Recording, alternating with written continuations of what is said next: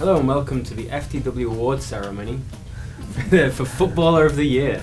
We're going to do a segment now for who we think has been the best footballer over 2012, whether that means in the national team, on the UFL, or anywhere else. And so starting with you, Coach Anto, who would you say has been the most influential Filipino footballer this year? I choose someone who has the total package. Looks, skills, abs, washboard abs. Kidding. I've had the chance to play with Rob Gear starting June until late this year, until December. And before, when I was only watching him, when I wasn't yet part of the team, I thought that he was a good player. He was a good defender.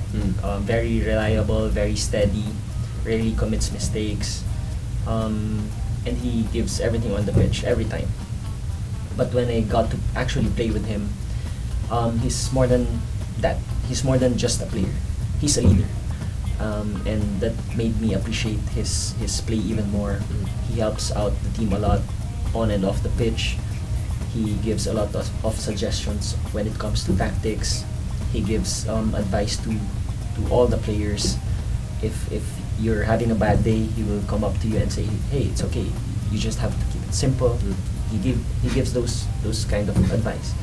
So and apart from that, of course, he has been very consistent in the Challenge Cup, and I think he also was our most consistent player in the Suzuki Cup. If it wasn't for him, maybe we've considered double the goals that we conceded throughout the whole competition. So he is my hands down footballer of the year. You know, he's a big Michael Jackson fan. I didn't know that. Yeah. Oh wait, I think I have to change my.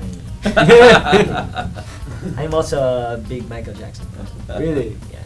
When he Moving was on quickly. Can I explain? No, just Okay, kidding. go for it. No, please. Which, the black one or the white one? The black one. The black one. Okay. Coach Enny, how about you? Who for you has had the biggest influence this year on Philippine football? Well, it's for me, it's my captain, Balot Doctor, for my team, because I haven't been able to see and play or coach any of the ASCO players. So at least from my personal perspective, it's somebody from my team and who had a big impact in us, winning the cup this year, and the challenges that he went through last year, and just all those things put together. I mean, so he's grown tremendously over the past year. And what else can you say about his leadership skills? One of Rob Gear's great qualities is his reliableness and his influence over the rest of the players. And you alluded to that earlier with Bulut as well. Well, he's a very emotional player, and that would get him in trouble a couple of years back, and then as a captain, he can't do that. And even in the beginning of the cup, getting thrown out against the Army game, and it's something that we weren't expecting, but he was able to turn things around. And because of that, I've seen him mature over the past 3 months tremendously. So I'm hoping that he's able to carry that over to the league, because if not, he's not going to be my footballer of the year next year. So, hopefully it's just a good start. And I think I think he deserves a call up the national team. I know they had some problems, but I understand his situation. So I think once that's ironed out, and if he gets an opportunity again, like I said, I will definitely support that. Sounds great. So I guess with the casting vote, perhaps one for Rob Gear, one for Bulut. I think I'd have to go with Rob Gear also on this one, just given the year with the Challenge Cup, the Suzuki Cup, on the national level. His leadership with the team has been great. Stepping up in the absence of Ali Borromeo, replacing Chifi Calidong as captain. I think I'd have to agree that for this year, for 2012, Rob Gear is the FTW Footballer of the Year. So congratulations, Rob. Rob's fans, I think, they've got a Rob Gear Twitter fan group as well. So shout out to Rob and everyone there.